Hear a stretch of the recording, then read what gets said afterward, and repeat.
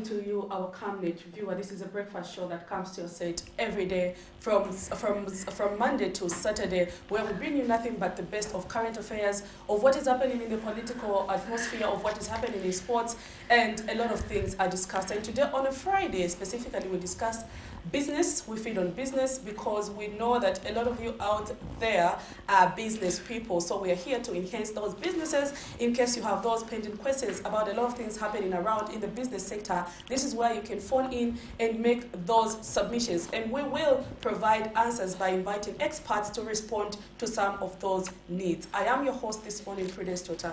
And of course, when I come on this show, I do not come alone. I am joined by a very beautiful lady who's going to introduce herself. Madam Lady, good morning. you just did, Prudence. You called me Madam Lady. Good morning. Anyway, good morning to you, our lovely viewers. My name is Miriam Kaimba. I'm Prudence co-host.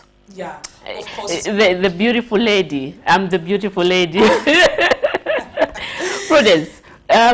How is your morning? Yeah, my morning is very fine, Miriam. Okay. Very fine. I am alive. I'm waking up. That is what is important. Yeah. A lot of people this morning couldn't make it, and yeah. others are in hospital we thank God. We thank God for that. Anyway, like my colleague said, on Fridays we always bring you nothing but the best in what is happening in the business world. Exactly, we're here to feed you. We know we have a lot of small entrepreneurs in our country, Prudence, so it's important that we have this show just, to update the nation on what is happening in the business world. But anyway, before we get much into talking on what we have lined up for you this morning, what we always do every day in the morning when we come on this breakfast show, we always emphasize on the need to exercise. Yeah, so right about now, we'll go direct into our morning boost and catch us on the other side.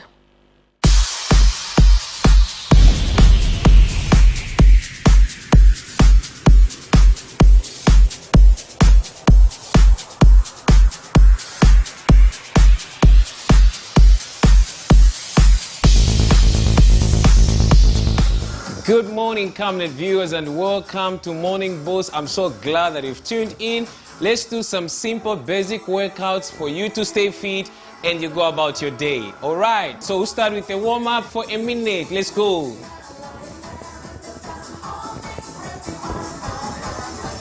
That's 1 minute warm-up to warm up your body. Relax your muscles. Let's bounce. Let's go.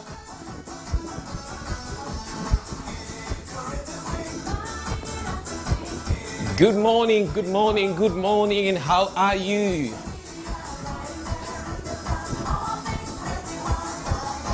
It's good. So it's going to be a 1 minute warm-up.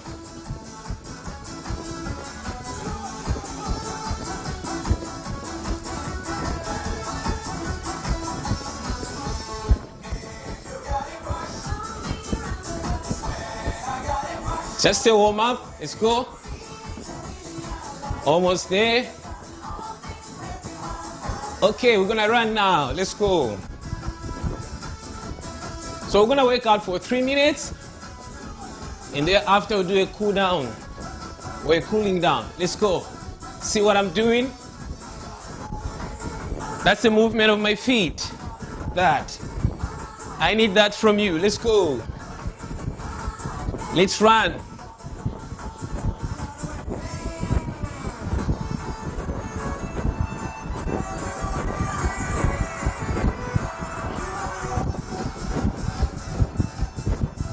Let's go. Very basic today. Keep going. And 4, 3, 2, march now. Okay, that was your first workout. Let's go to the next one. Kicks now. 1. Kick and let the blood circulate on your legs. Let's go. 3 minutes workout. After that, you do a cool down. Kick. Let's go. Kick. Bring it to the knee now.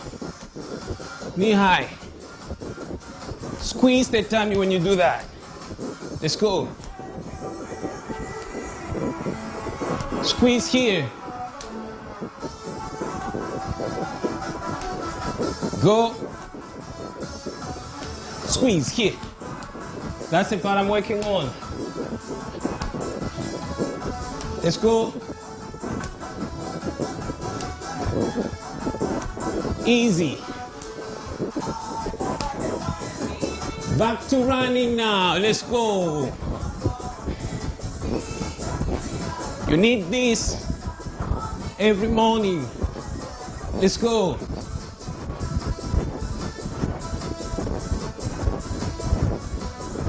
Let's go. Let's go.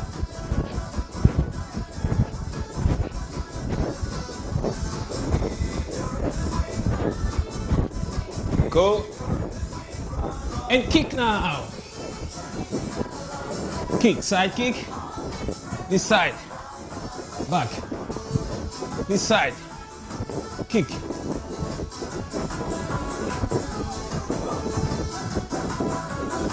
Go.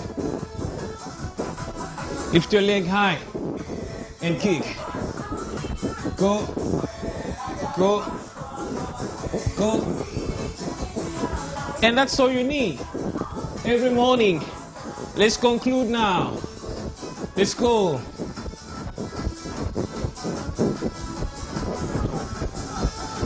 And let's run.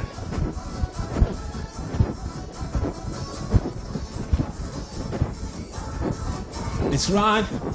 Bring in the kick now. Kick. Kick. Again. Kick. Bring it to the knee now.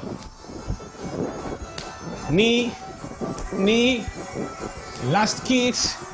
This one. And this one. This one. Let's go. And marching. Very simple what you've done today. Looks like you have not done anything, and yet it's able to work out. Let's march. Let's go. You're almost there. It's almost 5 minutes of a workout. So thank you so much for tuning in. Basic workouts in there today, and have a blessed day. And I'm signing out. My name is Isaac Matsa. I hope you have exercised this morning. We always emphasize when we come on this program to say it is always important for you to keep fit, and that can only happen if you exercise. Miriam, did you exercise this morning?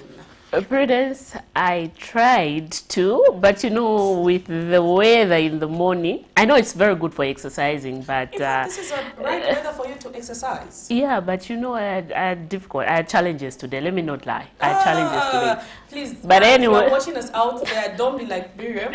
Always exercise. It's important for you to keep fit. Prudence, I always exercise. It's just for today. Please, it's just for today. Keep the record straight. Okay, Miriam, let's do this.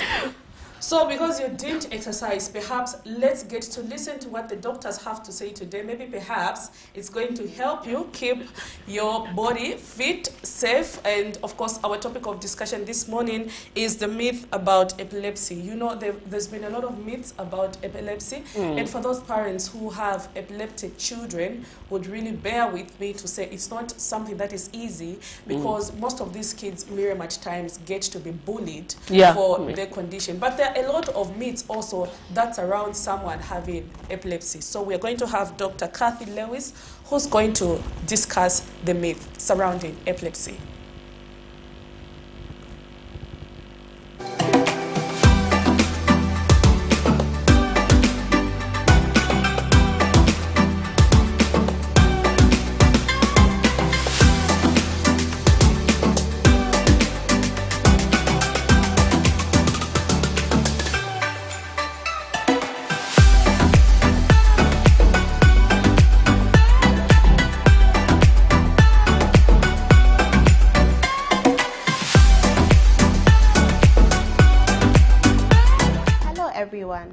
We're back again today to discuss 10 myths about epilepsy. My name is Dr. Cynthia Lewis. I am a pediatric registrar based at the University Teaching Children's Hospital, currently attached to the Department of Neurology.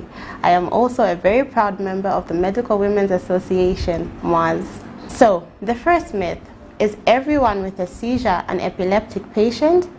And based on the discussions and talks we've had with my colleague and myself the previous day, we have established that seizures are not equated to epilepsy. Where seizures are provoked, epilepsy is an unprovoked recurrent seizure. And then myth number 2, everyone with epilepsy is either bewitched or possessed by a demon, and we know that this is not true. We have established that this is a medical condition that is very much diagnosable and treatable. The third myth is that if you have epilepsy, you cannot get a job. And we also know that this is not true because we have established that there's different medications out there that could help with the immediate management and the long-term management of seizures in patients with epilepsy. The fourth myth is that epilepsy is a mental illness. A lot of studies have been done, and people with epilepsy tend to live normal lives with no psychological or cognitive disturbances at all. So the myth that epilepsy equates to mental illness is very much untrue. The next myth is that if you have epilepsy, you cannot get pregnant. We are all aware that pregnancy is a high-risk state in our women. But a woman who decides to get pregnant and is epileptic is no different. The only thing would be that she would need to have more regular antenatal care visits and also more visits with her neurologist, who would make sure that her seizures are kept in check. The next myth is that if a patient is fitting, or if you find a child fitting, you need to restrain this patient. We also know that that is not true. Seizures are usually self-aborting, and a true epileptic seizure will not stop based on restraint alone. So it is better to keep the person in a safe environment and not to restrain them. The other myth is that for a person who's convulsing, you need to put something in their mouth. And this is a very, very dangerous myth, as this could lead to damage of the teeth or of the jaw. The next myth is that seizures are painful. Based on a study that was done in the UK, 5,000 epileptic patients were interviewed, and of the 5,000, only 46 complained of pain during a seizure. The rest of them reported some pain after a seizure, which was mainly due to a fall or injury during the seizure. So we can conclude that for the most part, seizures are not painful. The next myth is that epilepsy has no treatment. Based on our previous discussion yesterday, we discussed that there's a lot of treatment options available to treat seizures based on your seizure type. These treatments are aimed at reducing the amount of seizures and quite possibly for complete cessation of seizures based on how you take your medication and as long as you are consistent. So those were the myths around epilepsy that we needed to debunk today. Aside from medication, there are other treatment options available in the developed world. For example, there is something called epilepsy surgery, in which doctors will identify the part of the brain that's causing these epileptic discharges and resect or remove it.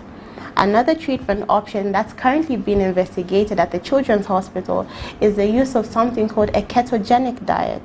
This ketogenic diet is basically a low carbohydrate and high fat diet.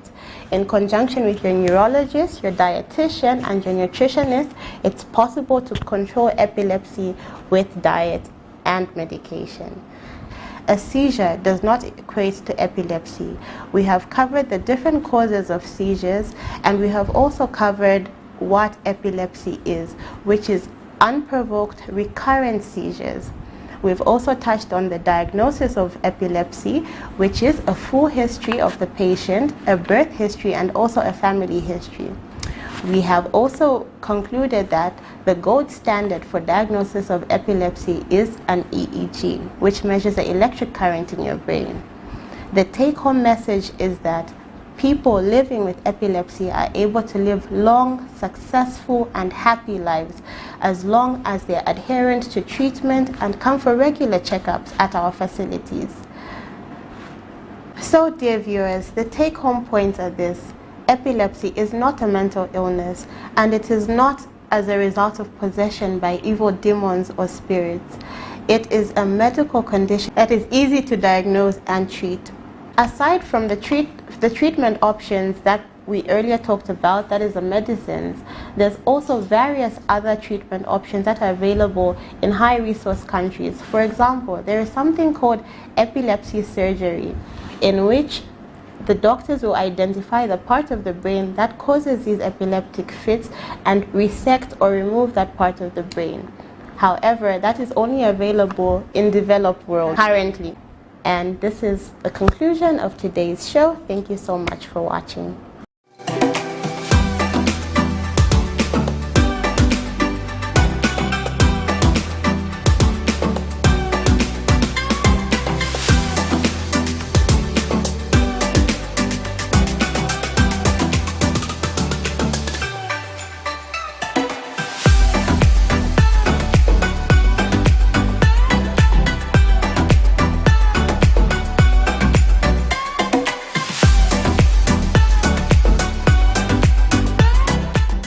There you have it, myths surrounding epilepsy.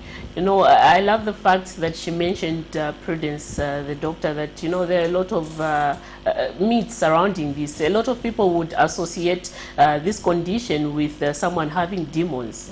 Yeah. And of course, people think people are epileptic, have mental illness. Yeah. Which is not the case. When you are on the right medication, you will live a normal life. It is even possible for women to get pregnant when you have that condition, and you require like frequent checks. So, and also she did mention the fact that you can also get to be treated. You know, a lot of people say, oh, once you have this, you will never be treated. Yeah, you and you know, the worst part, or the most, you know, confusing thing is that people would say that once you have this condition, you won't get a job. But hey, you can still have a job and still get treated for that. So yeah.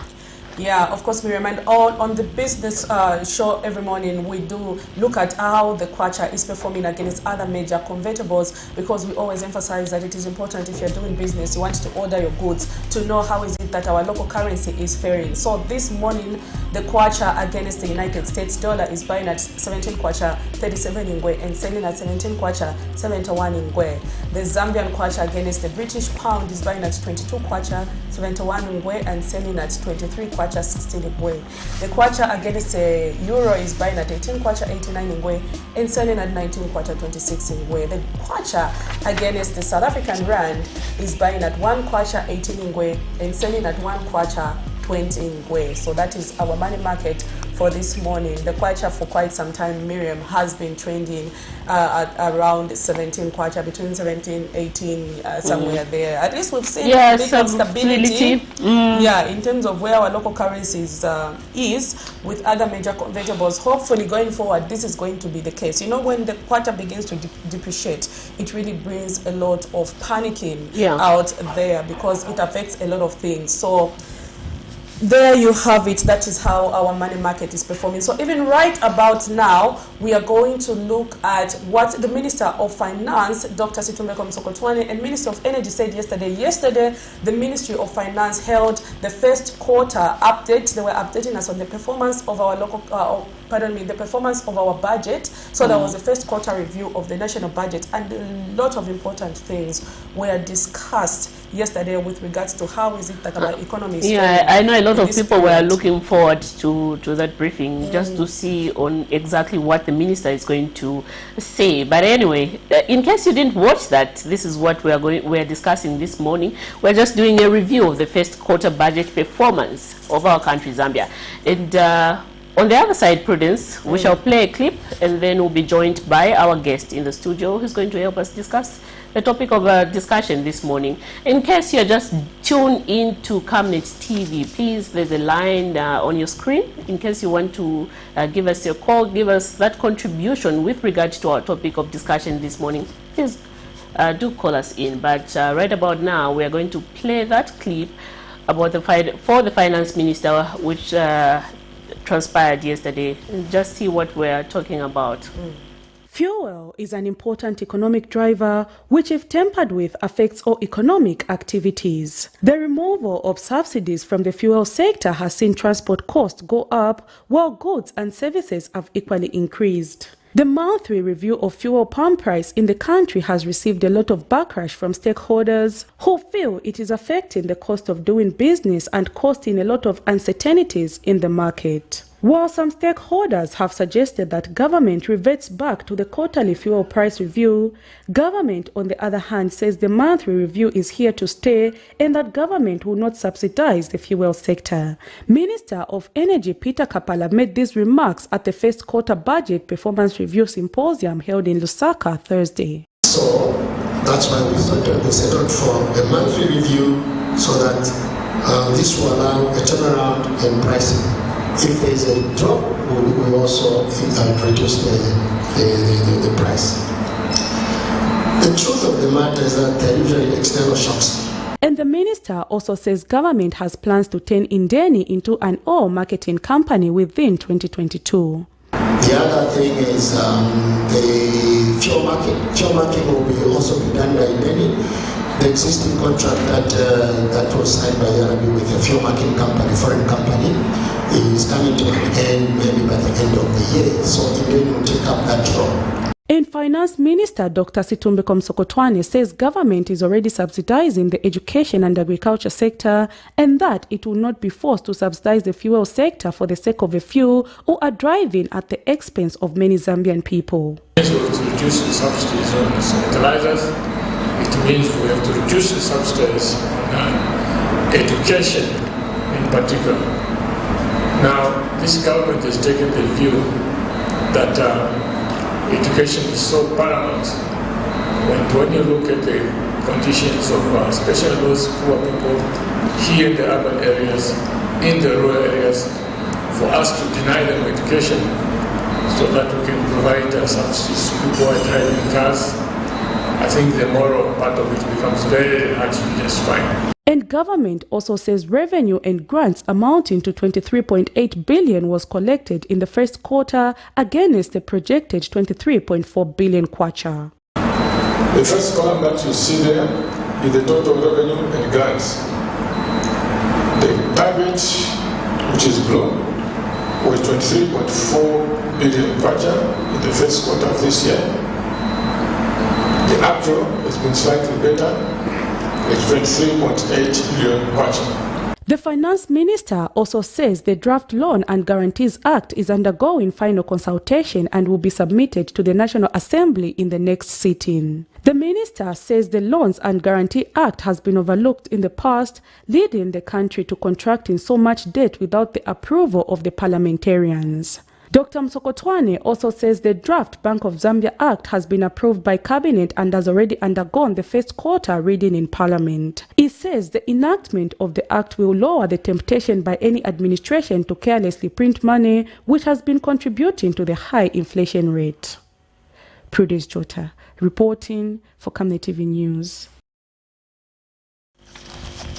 There you have it. Those are just part of what was discussed yesterday during the budget review of the first quarter of 2022. There you had Minister of Energy, Peter Kapala, who mentioned that the monthly fuel review is here to stay. Miriam, we did see a situation where people were advocating that we go back to the quarterly review because there was no stability in the country, and this was affecting people in the business world, especially when it comes to the increase and the rise in the commodity. There was no stability. So anyway, Minister however said the monthly review is here to stay. Government has no intention to subsidize the fuel sector because if they have to review it every 3 months, it means government will start to include subsidies. It went further and said the education sector, that is now Minister of Finance, Dr. Situmbeko Msokotwane, said the Ministry of Education is already being subsidized by offering free education, as well as the Ministry of Agriculture. 100% subsidized. Yes, so there's no need. But for us to discuss that in detail, Miriam, if we speak from our own, we will speak as if we are empty vessels. So we had to invite an economist who's an expert maybe in the area to help us this morning discuss some of what was discussed yesterday during the review, and that is Webster Walia. Sir, good morning and welcome to the program. Good morning. Thank you so much for having me. Of course. We just played that clip where the finance minister, there was minister of energy, and of course there was minister of transport, pardon me, who equally spoke yesterday, but of course maybe that will come later in the day of what he has to say. But our interest this morning, Miriam, is with regards to what the Minister of Energy said. Mr. Webster Walia, do you think the monthly review of fuel pump price in our country is in the right direction? Well, what I can say right now is that with regards to what the government has decided to do through the Ministry of Energy to not get back to the quarterly review but to stick to the monthly reviews, I think we are headed for disaster, and also tough times are ahead of us. Because let me put this into perspective. Well, look at where we're coming from. We 2 to 3 in the last 2 years we've had coronavirus, which made our economy to start tumbling down.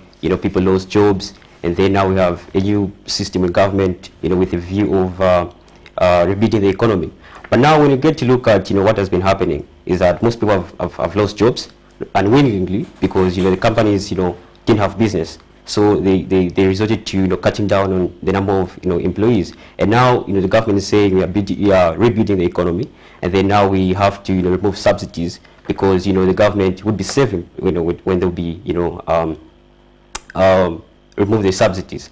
But now when you get to look at what's happening in the world right now, the Russia-Ukraine war, when you get to look at Russia is the second biggest oil producer in the world, and what's happening right now is that Russia is not releasing the same amount of barrels of oil which was releasing in the past. That simply means that the price of crude oil on the international market is high, and will be high in the next months.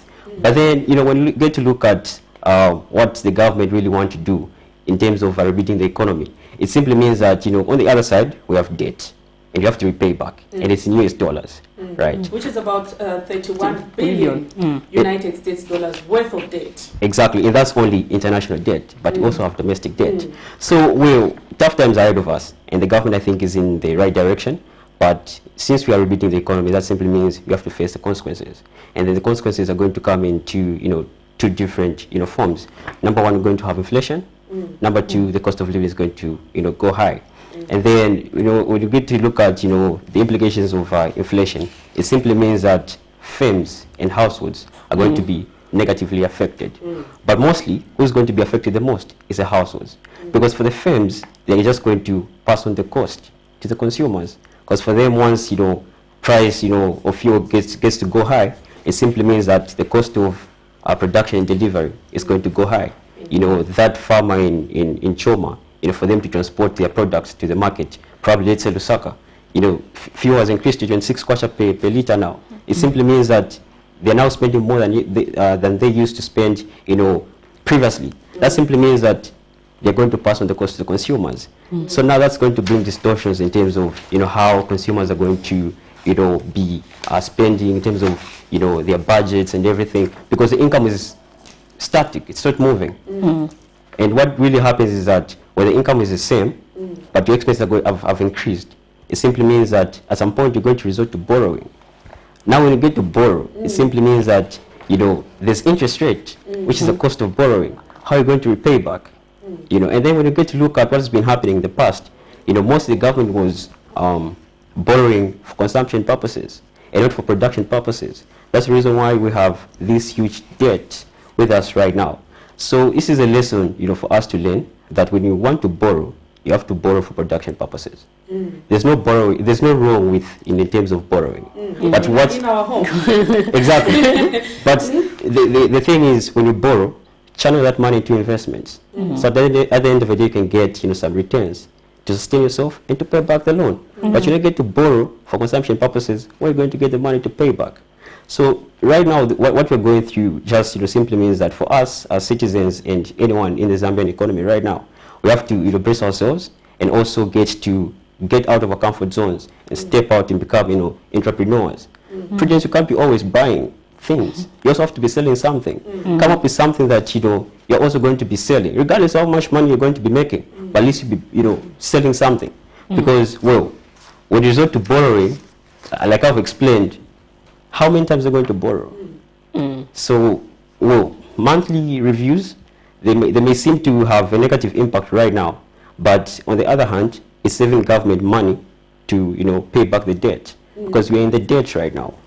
Important, powerful submission here. But maybe just a question. You have mentioned to say when the cost of fuel goes up, there's a probability things like inflation rate will equally begin to increase. But what we have seen of late is, despite the increase that has been happening, our country's inflation has been lowering. And this month, the month of March, inflation lowered down to 13.1%. And yesterday, the Minister of Finance did say our target of inflation being around 6 to 8% is what we are targeting. And according to the way we are moving, there is a probability that we'll soon go to a 1 or a single digit inflation rate. Would you say that is attainable, looking at the fact that fuel price keeps going up every month, and the war in Ukraine and Russia, there's no probability that it will end soon. And we also know for a fact that Russia is facing sanctions. So because they are being sanctioned, there's a probability they might not continue offloading that fuel on the market.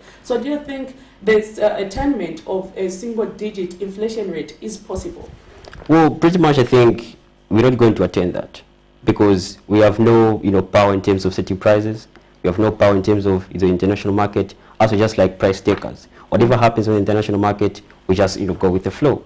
But let me also put this into perspective, that a decrease in inflation doesn't really mean standard of living is going to go low.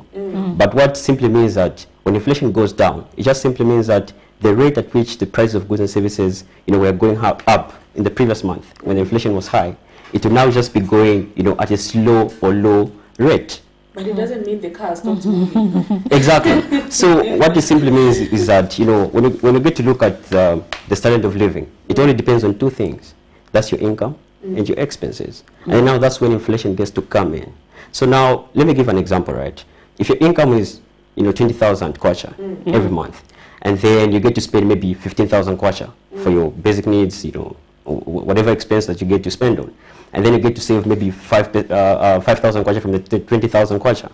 Now, if you're buying a 2 kg pack of sugar at 50 kwacha, and then now sugar at now 70 kwacha, that simply means that Prudence, you won't be spending 15,000 kwacha on your expenses. Your expenses automatically gone up. You'll now probably be spending maybe 17,000 kwacha in be able now to save maybe 3,000. Now, what I'm trying to say is that despite the inflation rate coming down, it doesn't mean that the standard of living is going to go down as well. But what will trigger the standard of living coming down is your income to increase. That's the reason why I mentioned that we really need to get out of our comfort zone and look for alternative sources of income. Okay, interesting submission there, Miriam. Yeah, Prudence, I must say. Also, we should look at the minister yesterday did allude to the fact that they'll be having some discussion with the IMF on how they are going to see.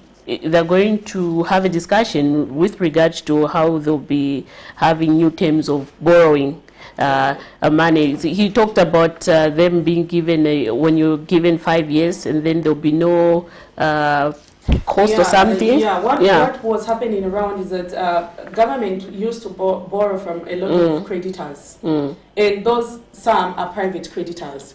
But now, because we all over at the moment, for us to go out there and borrow, it's quite suffocating. So now government is looking to the IMF and the World Bank, who will give you loans at zero interest. Zero interest. And of course, you begin to pay maybe that debt at a period of after 5 years. Yes. And their loans are quite stretched. You can pay maybe up to 20 years. But we already have this debt burden of 31 billion, which does not guarantee that we'll finish paying that debt in the 5 years period that we'll start servicing other debt. So meaning even after that 5 years period, we'll still have a lot of debt. So maybe do you think at this point maybe borrowing from the IMF and the World Bank is the best way to go? Well, pretty much I think it's the best way to go, because when you get to look at what you currently are facing, is that even the reason why we resorted to going to the International Monetary Fund is because we had excess debt that we couldn't even get to pay back. And time to pay back the loan came, which was supposed to be last year, November, December, somewhere there. That's when we're supposed to pay back the loans. But we couldn't have we didn't manage to get to pay back because it's just too much. On the issue of debt, I think we need to restructure the debt. We need to talk to, the people that we owe and come up maybe with another payment plan. Look at the resources that we have right now. We have limited resources. We look at how our economy is trembling right now. We are still in the period of rebuilding it. That simply means that even the reserves, we don't have enough reserves. When we talk of even the taxes, revenue that government has be able to collect in the first quarter, as said by the Ministry of Finance yesterday. At least we are doing fine, but still it's not enough, because there's been a 36 increase in revenue compared to the first quarter last year. So I think it's the best way to go to International Monetary Fund, because at least the payment plans are flexible. But then of course there are no interests. At least, but then we still have the debt that we're supposed to sort out, and we need to restructure it. That is important. Then yesterday also, Miriam, the Minister of Finance, mentioned something that is interesting on the aspect of the Draft Loans and Guarantees Act. We've seen in the past, for maybe the viewer just joining us, the Draft Loan and Guarantee Act is the one that permits that before government can go out there and borrow, the aspect has to pass through Parliament, where parliamentarians have to approve that government should contract that debt. But what was happening in the previous regime is that the people responsible for borrowing would just go direct and borrow without passing through the process. So the new Dawn government is now advocating to say this bill will have to the draft will have to go to Parliament so that it can be passed to become a bill, so that whenever government wants to contract debt, it should first go through the parliamentarians. Do you think that is the right way to go? Well, I think it's the right way to go, because at the end of the day, these policymakers that you get to elect on election day, they don't own us, but we own them, because you pay taxpayers' money every month. Whenever you buy something, you get to pay something. That simply means that whatever those policymakers get to do, we are responsible for it. Look at the situation that we are in right now. Like you've alluded earlier, that the previous government will just go on and borrow. But who are suffering now? It's us. Who are paying the debt? It's us, because that's our money, because through taxes. So I feel like they get to make it more transparent, whereby they get to say, we want to borrow this. They bring it to us, and then we get to vote through our various members of parliament, and then they get to express or decide based on our views. I think it's going to be a very good one. So even in terms of repaying, we're going to know that we are paying this because we borrowed at some point. But don't you think, like, for opposition political parties, they're going to make this tough for the new government? Looking at the trend that we have in Zambia, where when the government in power proposes something, the opposition will always oppose. Just for the sake of wanting to oppose, most of the time we would see that they would oppose. So don't you think we would have opposition parties, in as much as they might think, okay, this is the right and correct move that government can take, but they would want to oppose and just frustrate government effort? Well, I mean, that's the reason why sometimes as economists we say running an economy is very easy, but what has distorted everything is politics. Sometimes you might find that somebody comes up with a proper policy or something, but because of politics you just want to oppose, you end up saying things, making as if whatever that person wants to bring about is wrong. But look at transparency. Things have to be transparent, because like I alluded earlier, we are the ones that even get to pay back the loans, still the taxes that we get to pay. So regardless of what these opposition members are going to say, but I still feel like the government should bring us to various stakeholders as well, to share their views, and so that at least people's views can be represented. So that at least even if that bill gets to be enacted, it will be coming out from us, the people who own this country and the resources, because these policymakers, they're just entitled to running them, but we are the owners. Bank of Zambia Act, which has already gone before Parliament, and Parliament had the first reading about this. So the new government says we are trying to ensure that this act actually is actualized. And what the Bank of Zambia Act does is that it restricts how much money you have to borrow. Minister of Finance did allude to the fact that in the past it was very difficult because people would print money anyhow. But these are the questions that people ask me. And people will tell you, you're talking about we don't have money. Why don't we just print money? Yes, please. You try to explain to our why exactly. We cannot just print money anyhow. But we don't have money in the economy. But people ask to say, but if we don't have money, why can't government print money? Let us print money so that we have the money. Well, let me address this issue because it's very important. Because I mean, people just think printing money and just floating it into the economy is just one simple thing, but there's a lot of negative implications. There's what we call hyperinflation, when you have too much money chasing too few goods. So you just get to go about printing money. It simply means that, for example, if you have 20,000 billion US dollars worth of goods, and you get to print money with 60,000 billion. That simply means that the number of goods that you have are less compared to the money that you have in the economy. That simply means that the value of money is going to decrease. And once the value of money gets to decrease, it's going to distort the purchasing power of money. That simply means that maybe you saw what was happening in Zimbabwe, 2008 going down, where they had hyperinflation. People going to just buy bread with a lot of money in the bag. That simply means that they had too much money chasing too few goods. So those are the implications. So I think the Bank of Zambia is really doing a very good job in terms of regulating how much money should be in the economy, so that at least we get to stabilize the prices and get to stabilize the money market in the economy. Okay. So enacting this bill is going to help a lot of things. Because I did even hear the Minister of Finance say that we saw a situation where our country's inflation rate spiked. Yes, and that's really because of having too much money in the economy. Chasing too few goods. Too few goods. But people would still tell you, let's just print the money and service our debt.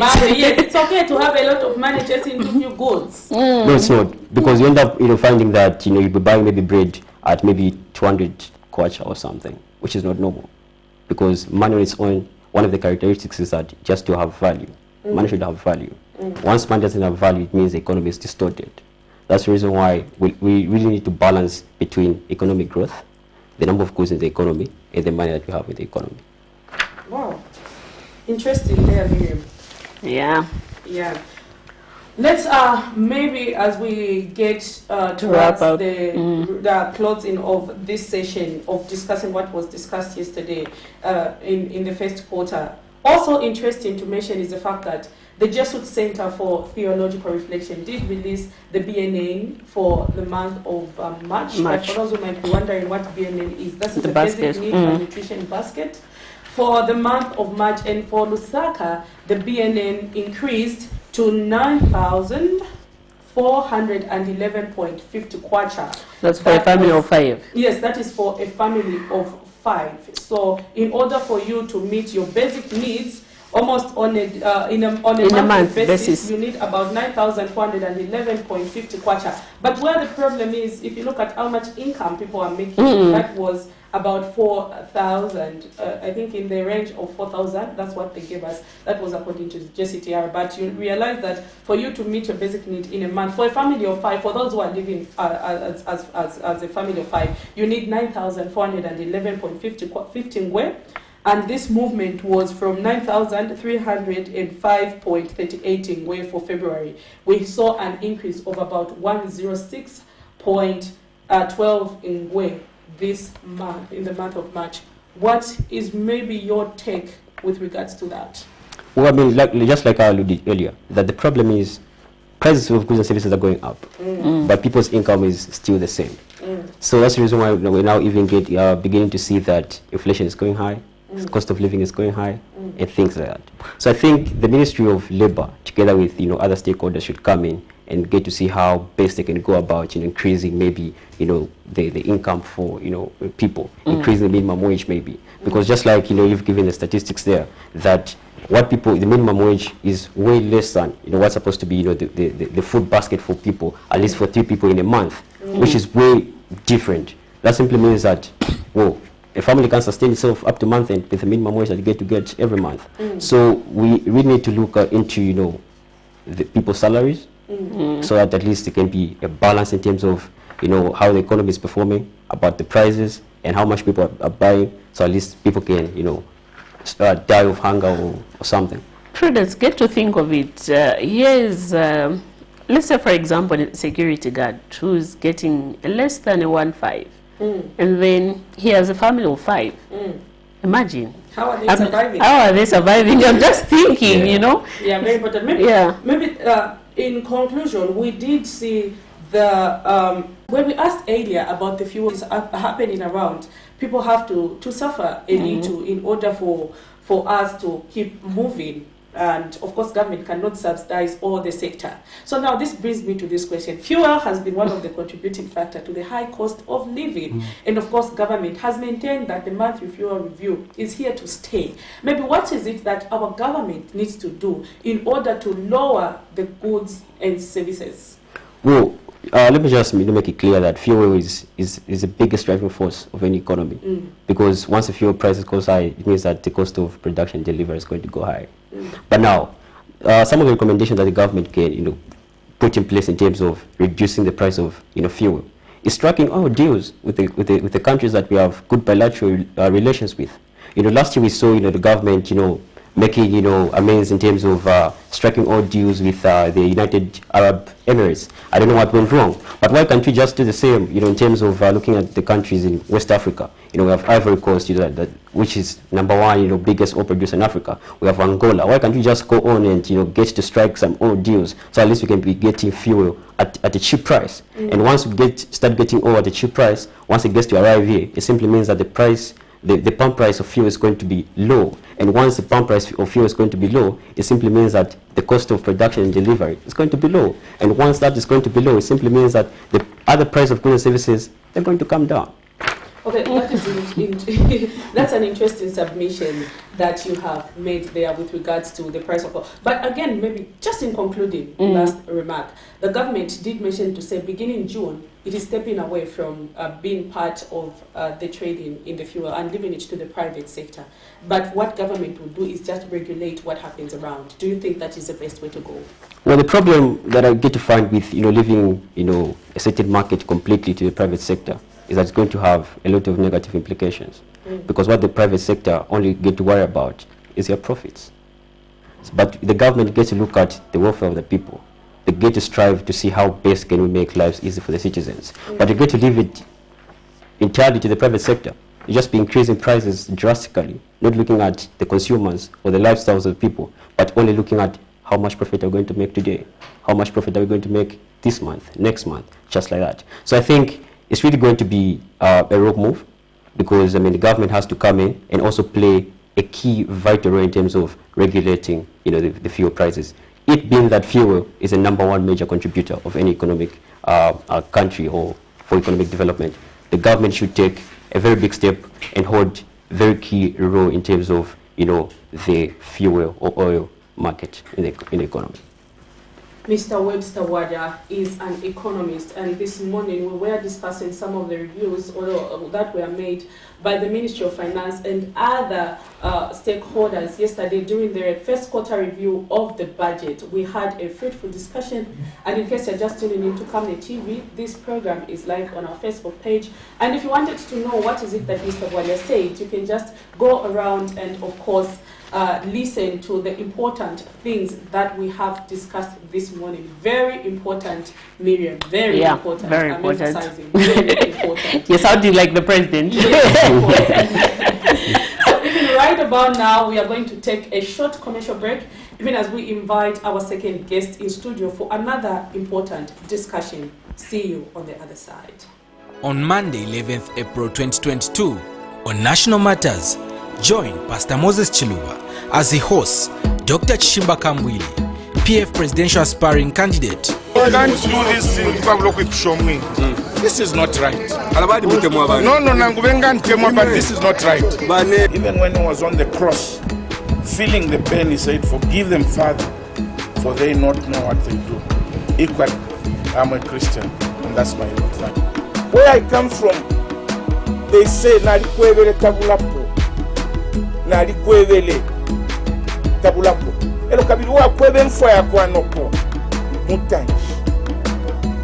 But sometimes I'm misunderstood. Don't miss as they discuss the state of the nation on DSTV channel 274, GoTV channel 98, and Topstar channel 106. Invite others to participate through phoning on Skype, Zoom, WhatsApp, and text messages. Make a date with us. Camnet TV, not just another channel.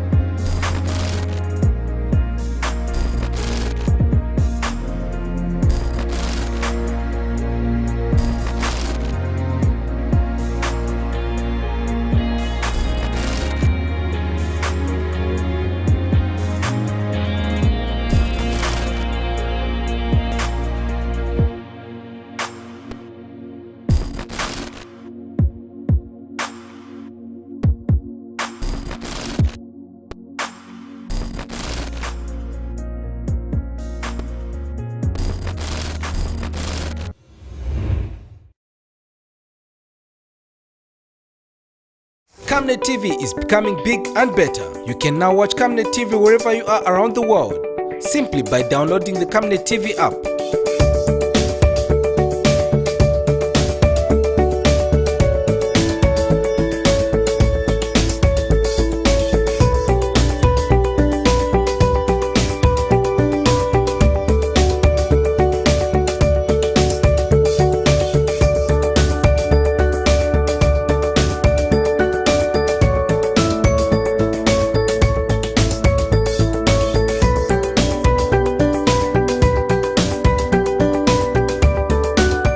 With Camnet TV app, you only use less bundles. Camnet TV, not just another channel. There you have it. Thank you so much for still staying tuned to Camnet TV, not just another channel. We are bringing you nothing but the best of what is happening in the business world, because on Friday we discussed business and strictly business. And before we went for that commercial, we were talking to Mr. Webster Wada, who's an economist, and we were looking at what the monthly review of the budget discussion was yesterday. Minister of Finance, Minister of Energy, Minister of Transport, and a lot of stakeholders were at Monumbushi Conference Center, and we were looking at the performance of the budget in the first quarter of 2022. But interesting and suffice to say, Miriam, this week we had an incident in Mumbwa, where the Minister of Finance, Finance, I've spoken a lot of finance in my mouth. Okay, this week we saw an incident where the Minister of Mines decided to suspend some illegal mining activities that are happening in, is it Mwembeshi or Mumbwa, yeah. Of course.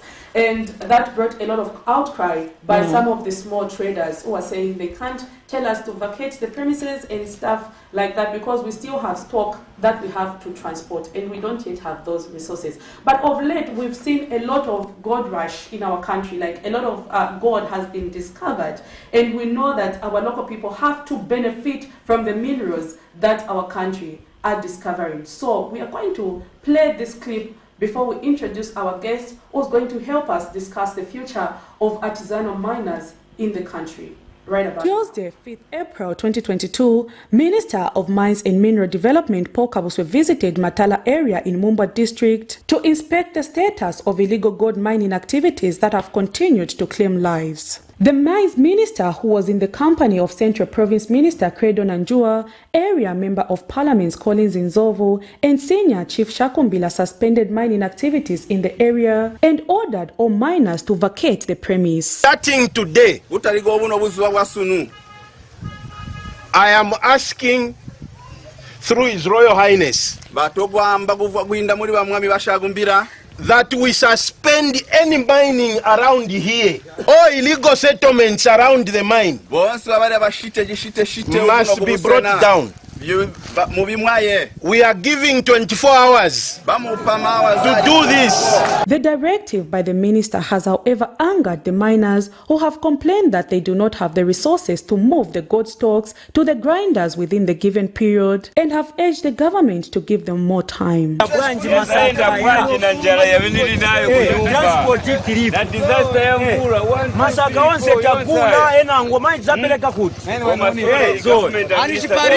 Yo 24 hours, my 16 hours. That na transport ya kusendere bitubike mu moto ko kutwara kuchikaye. Aba tupera 24 hours twara pinyasha divi. Chindi nchoba tupa cho chatuchera 24 hours kwamba itulibambire sunu so twalinga mu mapiti kulanga ola mali. Ono tatuna kwachana. So kulibuyumuyu mwa kwamba itwende kuyankotwa kasoa kuli chifi chitanda. So bantu banji batonga okakwamba ninga batupako olo 1 week olo 5 days, so at least muntu wakonsha kuli bambira. But the Federation of Small-Scale Mining Association of Zambia has called on the mines minister to consider suspending the mining licenses for the investor who has abandoned mining activities in the area and instead issue new licenses to artisanal miners. The government can just revoke these large-scale mining operations that are abandoned so that they can issue the artisanal licenses to these illegal gold miners for them to be able to carry out illegal mining operations. And in doing so, No, the government is going to benefit through the increase of export earnings, and as well as the Zambians will be economically empowered. Zambia is a country endowed with minerals, yet its people have remained poor because the buyers of the minerals have been exploiting them. Moving forward, there is need to ensure that proper mining activities are put in place and allow small-scale miners to begin to trade legally so that the true value of minerals can be realized. Prudence Chota, reporting for Camnet TV News. There you have it. So that was the clip where the Minister of Mines... it seems like Prudence, Minister of Finance, is in your head. Come on, what's happening with you? I know it's about the budget thing. Finance, like almost the whole week, please. Okay, let me get back now to Minister of Mines. Poka suspended some mining activities. And the Federation of Small-Scale Mining Association of Zambia, Vice President Paulina Mundia is here in studio to help us discuss some of the things that have been happening in the artisanal mining sector. Federation of Small-Scale Mining Association of Zambia. Madam Mundia, good morning and welcome to the program. Good morning. Thank you so much. I'm actually a pastor as well. Oh, we are blessed. We are blessed. Please, before we go to our main discussion of our topic this morning, please tell us more about your organization. Just a bit about your organization. I know that most people are not aware of this organization, which is called the Federation of Small-Scale Mining Association of Zambia. It is actually a collective of associations that are related to mining in the whole Zambia. So when I talk about related, I'm talking about associations that are into small-scale mining, those that are in trading, and those, of course, the specialized association like the women in mining, and you also have the young women in mining. Yes, so all those came together and decided to form now one organization, which I would call an umbrella association and the mother body. And we have the interest at heart of artisanal and small-scale mining.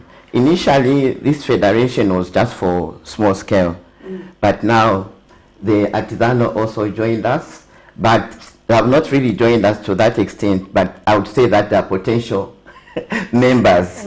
Yes, so our main role as the federation is actually in advocacy and lobbying. So we engaged with key stakeholders who we think, have got a high influence or high interest, in making this subsector not to develop, because we believe that once this sector is fully developed, then it will be able to contribute effectively to the economic growth, in Zambia in terms of increase in job creation. As you are aware that most of these activities are carried out in the remote areas where employment is difficult to come by, and also there will be an increase of export earnings because most of the minerals that are mined are export oriented. And also there will be an increase, of course, in paying tax, because every time you export, you need to pay mineral royalty. But maybe our viewer there might be wondering, who are artisanal and small-scale miners? In this case, the ones you represent, who are they? The artisanal miners, I would say, is informal mining activity, which is actually driven by poverty. Here is somebody, in a village, discovers a mineral, and then he starts mining, without taking into consideration the best mining practices. So those are artisanal. And then as a federation, we are trying to encourage them that they should form cooperatives, and once they form cooperatives, then they can apply for artisanal mining license. So being a member of the cooperative, is that a qualification for being an artisanal miner? To be formalized, yes, in the process of being formalized. Yes, because formalization starts with forming a a cooperative. You know, because a cooperative, you know, you get registered at PACRA. So the government is aware that this, organization or company that is formed, that it is at micro, cooperative of course is at micro level. And then with the cooperative in hand, then you are able to apply for the artisanal mining license. Okay, let's talk about the current state artisanal and small-scale miners in Zambia at the moment. Just with reference to the clip that we saw from the Ministry of Mines. As you saw there, you know, these artisanal operators, as I mentioned much earlier, that the activity, whatever they're trying to do, is driven by poverty. You know, they need to put food on the table. So once they discover a mineral, they just go into it. They don't even consider about their mine safety or even their health safety. That is not really a matter. See, what is important to them is for them to get the mineral, sell it, and then have food on the table. Again, the aspect now, this is what brings a lot of questions. We've seen artisanal miners, small-scale miners, involved in the mining of gold. We saw where the mines minister was. That was gold mining, and he suspended those works because of the danger that is involved in the activity. Do you think maybe haunting those activities by the Minister of Mines was the right thing to do for the people who are depending on that activity for their survival? Because we saw a lot of complaints coming about people are saying, no, the minister would have given us at least a week for us to, you know, prepare and have financial means or ways of going back home. And then others also did allude to the facts of hunger. So did you think at that point was the right decision by the minister to take such a step? The step was right, but the time given to them was too short. You know, these illegal miners, you know, it is not their wish that they can continue being illegal miners. But the problem that is there is that, you know, the process of just acquiring an artisanal mining license is too long and it's very difficult to most of them. At the moment, the license processing is not decentralized. You can imagine those people that are in Mumbwa. So to expect them to come to Lusaka to apply for an artisanal mining license, to them it is a waste of time. See, unless, you know, the government, you know, decides to decentralize. See, because of course the government is already aware of the areas where there's a concentration of these illegal, or artisanal mining. So all what they have to do is to decentralize. Like in Momba, put up an office there, so that it's easy for the people there to apply. And then the other thing is, you know, even when you apply for an artisanal mining license, there is an issue of environment management. It's a requirement. See? But just to get the approval, it takes such a long time. And moreover, it is very expensive. And to most of these artisanal miners, you know, it is beyond reach. It is too expensive. Because for one to acquire an environmental project brief, you need to pay 13,000 kwacha. But then before that, you need to engage an environmental specialist or an environmental engineer, yes, to prepare that document for you. But then how many artisanal miners are in that position? You saw for yourself. See? Can they afford? So the best thing that the government has to do is, like for the artisanal miners, who you saw for yourself that they don't have money and the activities actually poverty-driven, is to come up with a much simpler template to fill up, and also they have to reduce the fees. And then you see now an increase of illegal miners trying to formalize their operations. Do you think we have policies in Zambia that support artisanal miners? The policy is there, but at the moment, it's about to be reviewed. But the current policy, when you look at it, it just talks about promotion. And when they talk about promotion, it is all about providing the enabling environment for one to formalize. But then it does not talk about developing, the subsector. So we are actually engaging the government that there is need for them, that as we are reviewing the current mines and mineral policy, we should also add support. See? Because you saw for yourself that artisanal mine, they need support. Support in which way? Support, one, in marketing their product.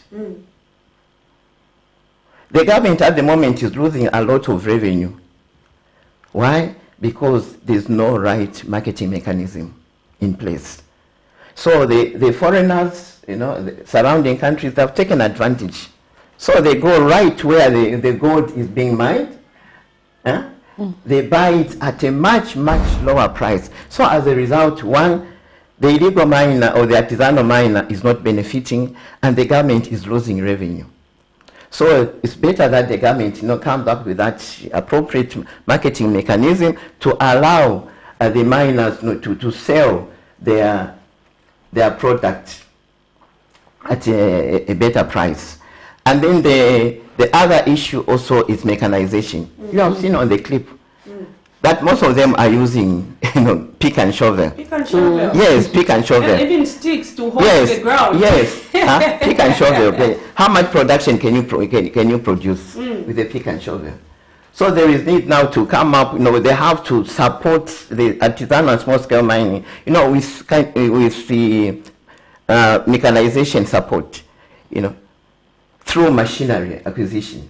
We need that. Do you think this should be given to them as loans so that when they start producing, they begin to pay back? Yes. Or even a plant hire scheme. They can at least establish a plant hire scheme. In most of these concentrated mining areas, they put up a plant hire scheme, and then it will be very easy for the small scale miners to access the equipment. Of course, not free of charge. They have to pay for it because there's nothing that is free in the world. Have you by any chance sat down with government as a federation, maybe to bring out these things, to review them and just, bring to the table to government and see how best you can help these artisanal miners? We have engaged the government several times on these issues. The issue of marketing, the issue of mechanization. Because at the moment, a small-scale miner cannot go to a bank to get a loan. Usually, they view small-scale mining as a high-risk business venture. Can we say we are lacking the political will? I would say the political will has not been there. So I believe that with the New Deal government, there seem to be some political will. Miriam, wonderful discussion we are having right now on Camnet TV. We have the Federation of Small Scale Mining Association of Zambia Vice President, Pastor Pauline Mundia, who's helping us discuss the state of small scale miners and of course artisanal miners in the country. Do we have political will? Do we have the right mechanism to help these miners? Do we have the right equipment for the activities that are happening? These are some of the questions that come around, and a lot of people have argued that illegal mining has been causing a lot of accidents because there are no safety measures. And of course, Pastor Mundia has explained on this program to say that maybe is necessitated by the fact that it is illegal. That's why it has to be legal in order for things to go in the right direction. So even about now, we are going to take a short break and we will be back to continue with the discussion. Stay tuned.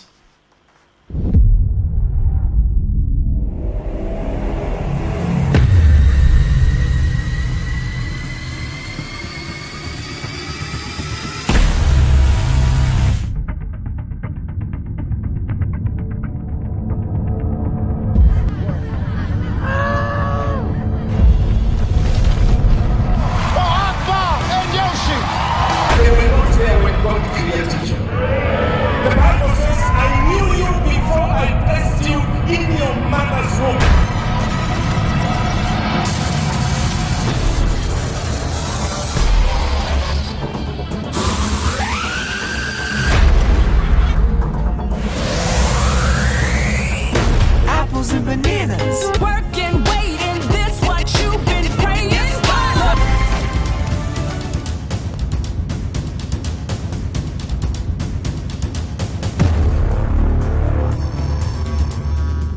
on Monday 11th April 2022 on National Matters. Join Pastor Moses Chiluba as he hosts Dr. Chishimba Kambwili, PF presidential aspiring candidate. You can't do this thing public show me. This is not right. No, but this is not right. Even when he was on the cross, feeling the pain, he said, "Forgive them, Father, for they not know what they do." Equally, I'm a Christian, and that's my life. Where I come from, they say, "Nalikwevele tabulapo, nalikwevele tabulapo." Elo kabili wa kweve mfwa ya kwa nopo mutanji. But sometimes I'm misunderstood. Don't miss as they discuss the state of the nation on DSTV channel 274, Go TV channel 98, and Topstar channel 106. Invite others to participate through phoning on Skype, Zoom, WhatsApp, and text messages. Make a date with us. Camnet TV, not just another channel. Federation of Small-Scale Mining Association of Zambia is with us in studio this morning, and we are having a fruitful discussion with regards to responding to challenges of artisanal and small-scale miners in Zambia. Before we went for that commercial break, Pastor Mundia did allude to the fact that policies in Zambia that really support artisanal miners are not speaking, are not friendly, exactly, yes, are not speaking to their needs. Miners. Here's some of the challenges that they continue to face. Prudence, she also did allude to the fact that you'll find someone to get a license, it's very expensive. And we're also looking at the financial capacity, their financial capacity, which is quite high, 13,000. It's quite high. 13,000 for a license. An environmental project. Oh, God. Yeah. That is just yes. one aspect. One aspect. Yes, oh my God. Okay, maybe the question that everyone asks is, people who are mining these minerals, for example, gold, like we saw in Mumba where the Minister of Mines was, and the, of course, stopped activities of mining that are happening there. The thing that we see most is people are mining gold, but the people in this area still remain poor, despite mining a metal that is that expensive. But you find that the miners in the area are still poor. What is it that we are lacking as a country? One thing that we have not really taken a lot of awareness on them so that they can know the value of the mineral that they're mining. So they don't know the value? Yes, they don't know the value of gold. And you know that gold is very, very precious. It's a precious metal. But they don't know the value of gold. That's number one. And then the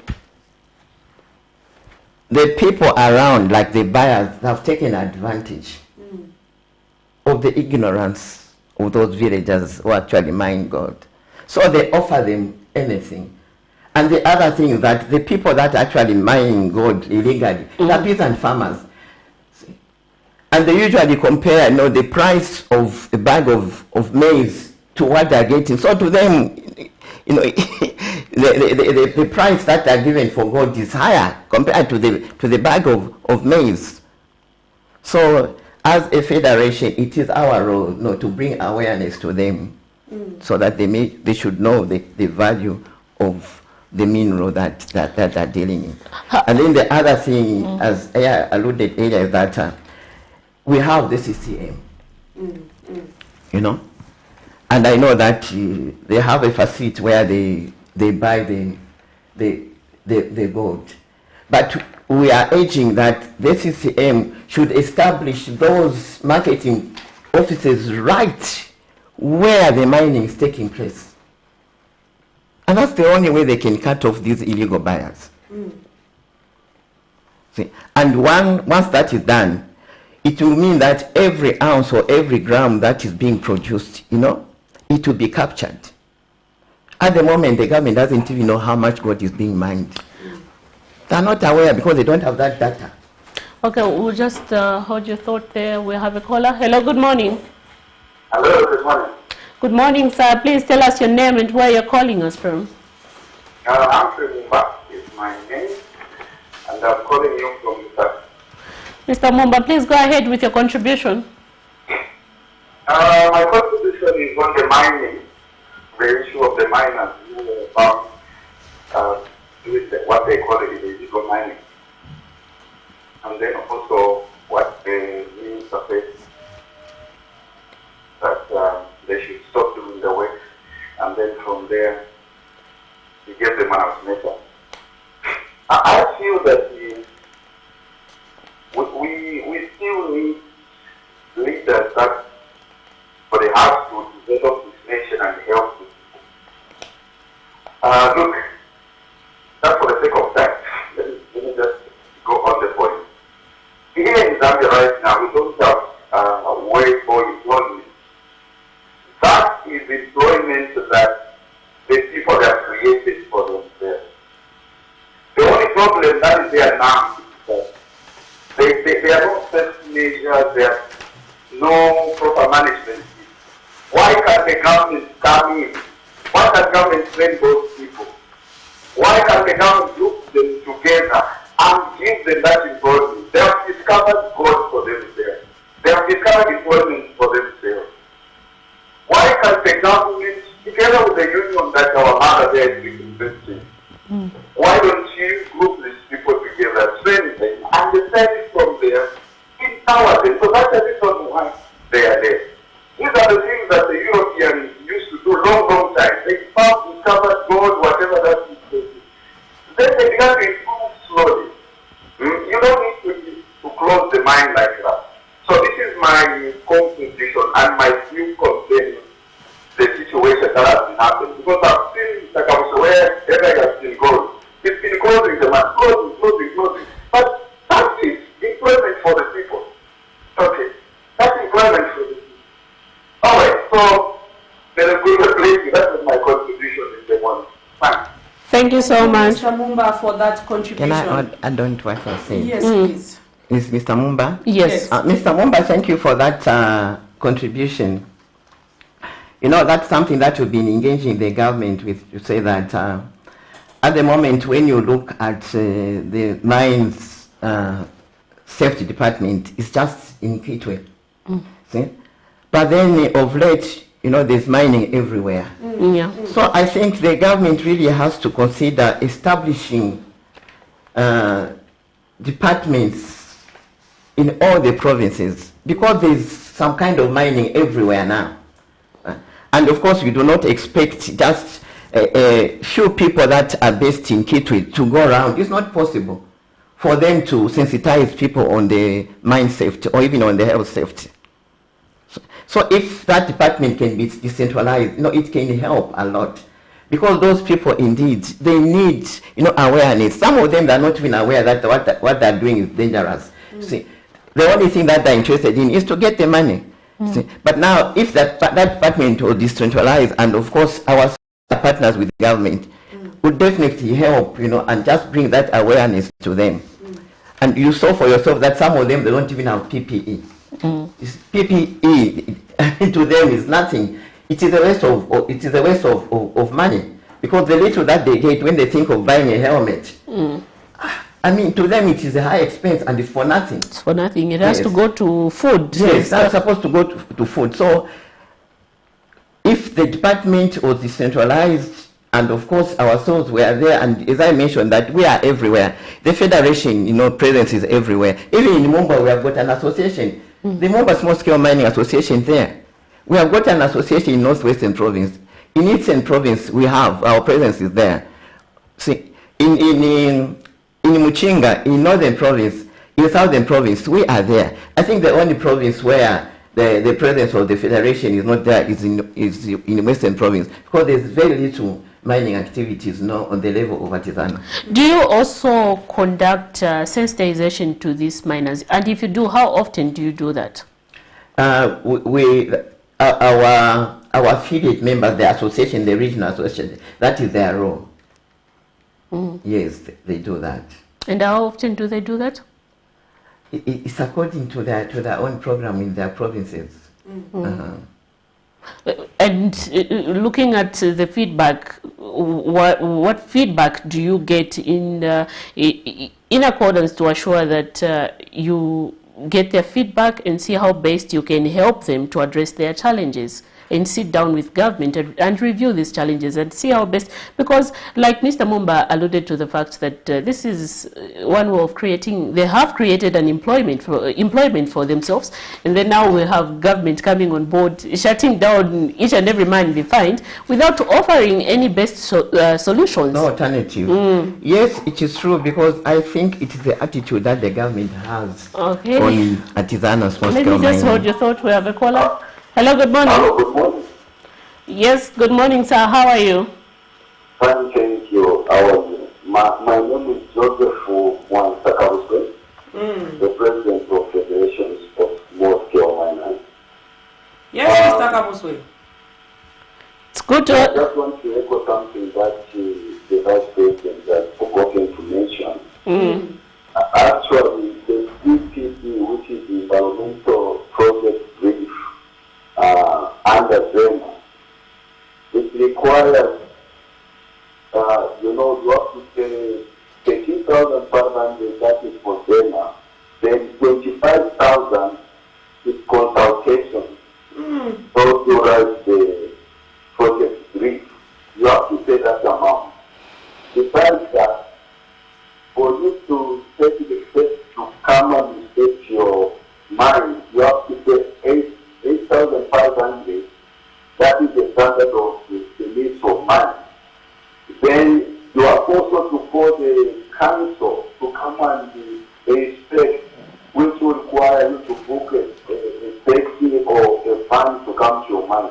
So we are talking about 60,000 kwacha for you just to acquire artisanal mine, which we feel is quite expensive for those who are, you saw how they are struggling.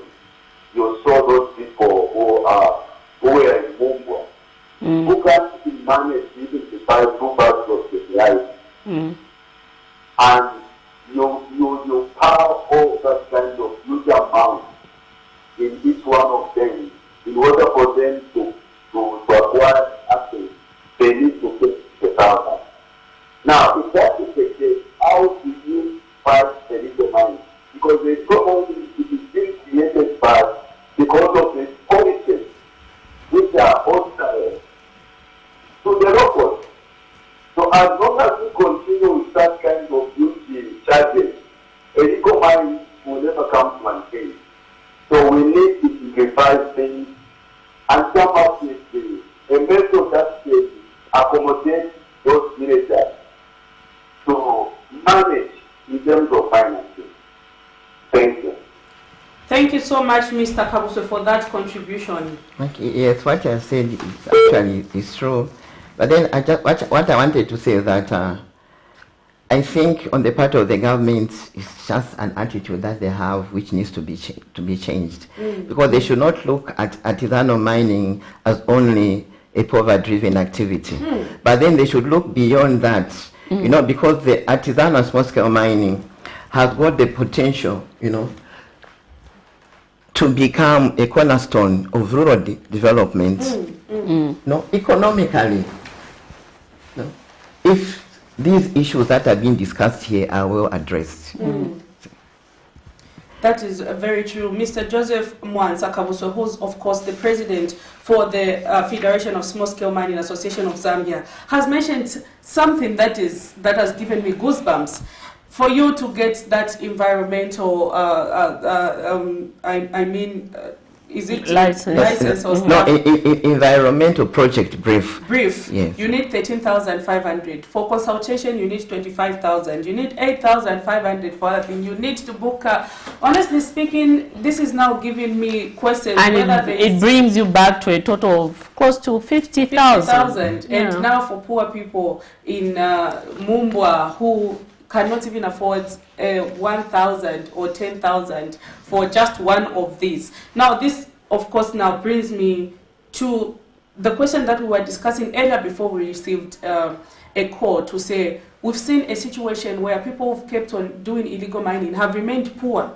despite all the risk and stuff that was involved in that activity. And of course, you are responding to the facts of, or rather you are responding to what ZCCMIH needs to do in that aspect. So I'll give you an opportunity to finish that thought.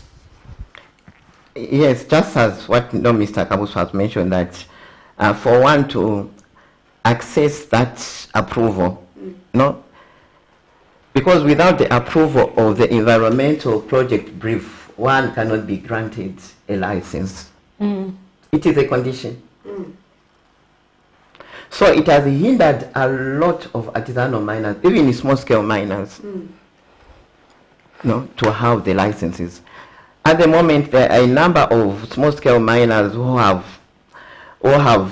applied for a renewal of their license, but they cannot be granted the license because they are not able to, I mean, to have their EPB approved because of the high expense of the whole process. So what we have been engaging the government, of course, even the environmental Zambia Environmental Management Agency, which now is under this new ministry of environment. Yes. So we have engaged them to say that, you know, we are actually killing the artisanal and small-scale mining because this is a very big hindrance and it is stopping, you know, formalization to take place the way we expect it to be. Because the license, the provision for the license is there, but then the problem is to access that license. Okay, there are a lot of risks associated with illegal mining, among them accidents that have continued to claim lives. Do you think these artisanal miners have the capacity to handle cases of maybe accidents or preventing accidents in where they mine from? From what we saw, it's not possible. And that's why I mentioned much earlier to say that the government needs to decentralize the mine safety department. See, because that will be their job now to carry out those inspections and bring awareness to the miners there. Very important. Earlier this week when we spoke, you talked to the fact that government needs to revoke the licenses of miners who have abandoned work. You gave an example of Mumbwa. Is it that where this gold is being discovered is where there were mining activities before? Usually where this gold is discovered is where the large-scale exploration rights holders, you know, have abandoned. They are no longer doing any activity in carrying out any exploration. So when they leave those places, then the villagers, what do? When they come across a mineral, they start mining.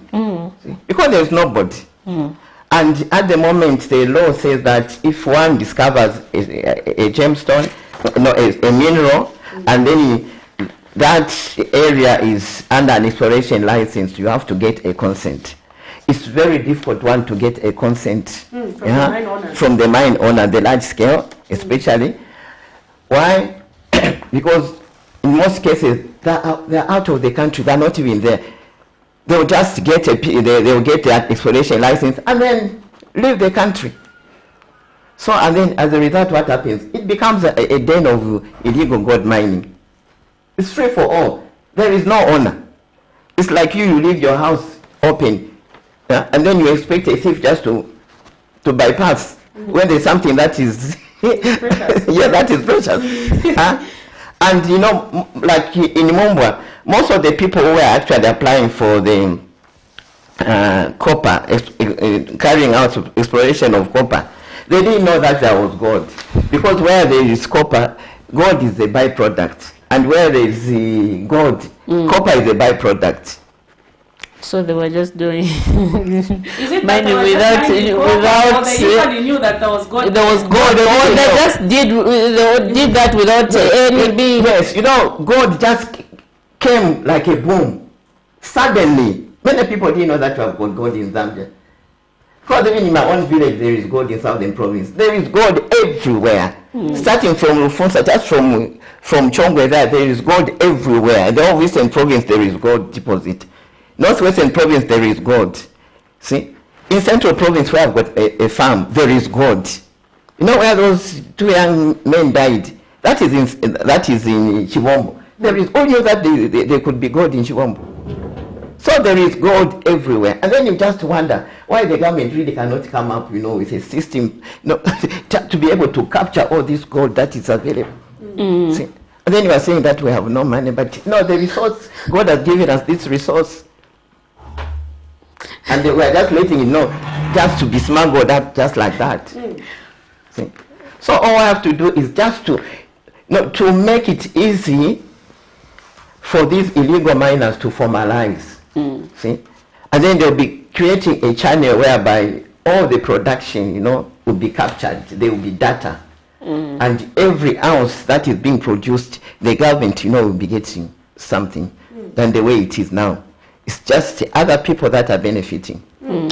As we get to the conclusion of our program, do we see any hope in this sector developing? Do we see any hope?